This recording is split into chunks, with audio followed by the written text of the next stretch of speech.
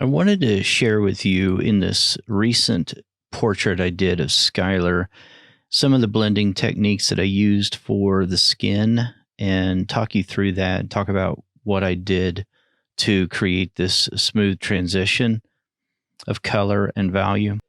This is drawn on white pastel mat.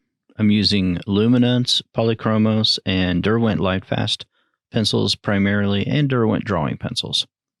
So let's back up a moment, and this was a sped up time lapse, but I'm going to take you backwards and show you some of the process before I applied that solvent to the cheek. So I'm starting out here after multiple layers of pencil already applied to the skin. And I want to lean the direction of the color back in a lighter area. And so I don't want this to be the local value of the skin that I'm seeing like on the side plane of the nose, but instead that top part of the cheek, which would be naturally reflecting more light, I want to use one of my lighter colored pencils. And so I float in and out of Pink White by Caran Luminance, also the Buff Titanium color, and sometimes if it's needing to be just a little bit darker, then I might use Brown Ochre 10%. And then sometimes I'll use Ivory in the Polychromos line. So now I'm grabbing the Dusky Pink by Derwent Lightfast. Now that's a much softer lead pencil than the Caran Luminance pencil. And at least the white or the Buff Titanium or Pink White, they seem to be a little harder lead than most of my Derwent Lightfast pencils. And so I'm applying this dusky pink in areas that I want to keep that tonal shift within this mid-range in the highlight area in the lights.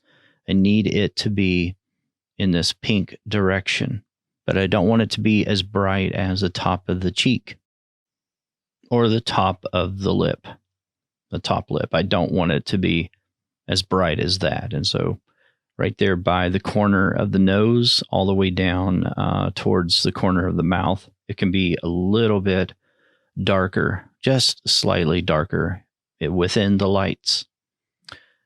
So I'm just sort of glazing this on, sort of blushing it on. I'm just barely touching the paper.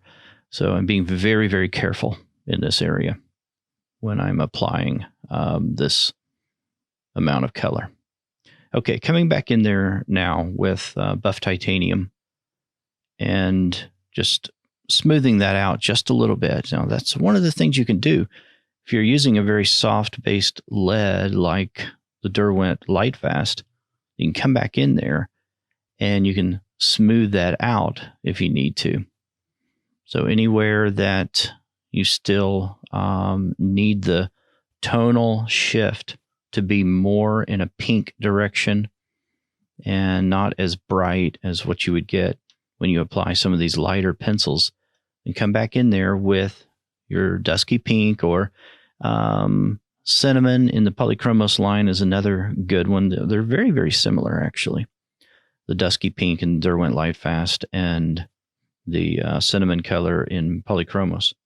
But if you can use one of these colors or multiple colors together in your skin tones, then as you blush it on, so very light pressure, and you're just applying it moderately, and then you're backing away from it and looking at it. You want to do this little dance of back and forth and make sure that it's being feathered on there. I guess I'll use every kind of description I can to describe that, but I'm trying to get the point across that you don't want to put a whole lot down. Testing some of my darker colors because I do want to use some darker pencil colors over in the cheek so that I can create that contour and that form where the light starts to fall off into the shadows. So ultimately, what I decided to use, I tested Ruby Earth a little bit and looked at some others, but I decided to use Dark Flesh. That's Caran Lumina 743.